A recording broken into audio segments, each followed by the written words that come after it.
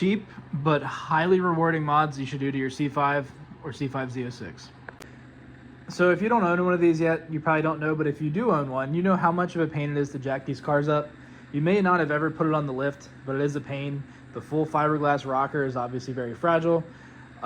If you've driven the car and it's lowered or even at stock ride height, you know it's very common for them to high center. There is one thing you can do that makes life way easier, and it's fairly affordable, but I think if I were to buy another C5 or C6 or maybe even a C7, this would be like the very first thing I bought.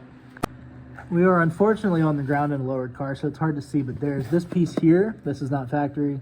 This is an Elite Engineering frame saver. This runs the whole length of the rocker, basically. You can jack off of this. You can use the lift on it. You can do everything from here. It also helps because this is the first point to hit if you were to slide over like a speed bump or anything like that. Any kind of weird thing that will make you high center. This will take the high center instead of squishing your rockers. And if you don't know, the rockers aren't easily removable and they're hard to get off in one piece. So if you do damage them, it gets very expensive. Another one that will unfortunately be very hard to see, but if you've ever driven one of these cars hard, you've launched it, you've done a burnout, you've felt the insane wheel hop they have. Allegedly, it is actually the diff and the trans shifting back and forth over the long input shaft that goes between them because there's no bracing. So it's fairly hard to see, but if you look to the top right corner near the over axle pipe, you can see the brackets for the ECS diff brace, and a diff mount is also very helpful. The idea behind the diff brace is that it adds tubes that tie the front of the transmission together and the front of the differential together to kind of add some rigidity to it so that they can't flop back and forth. It makes a huge difference when driving these cars hard or like trying to launch them. It totally takes the wheel hop out of the equation, and the violent wheel hopping will break stuff really quick. I put a normal diff mount back in this car. That's just an OEM diff mount. They do have cheap aluminum diff mounts that I did have at one point. For me, it gave a little more NVH than I wanted, and I didn't feel much of a benefit, but a lot of people do say they help a lot. They're cheap enough, can't hurt if you don't mind the NVH. The other thing I would recommend if you just bought a C5 is the LMC5 bypass.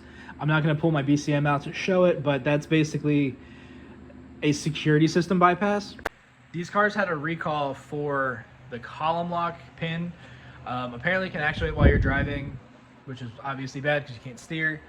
Amongst other things, they randomly get stuck in the closed position. Like, everything will supposedly disarm, but the steering wheel will still be locked. There's not a good way to disable it. There's a de-arming tool, but it doesn't always work. So the LMC5 is very affordable, and it's worth doing right away.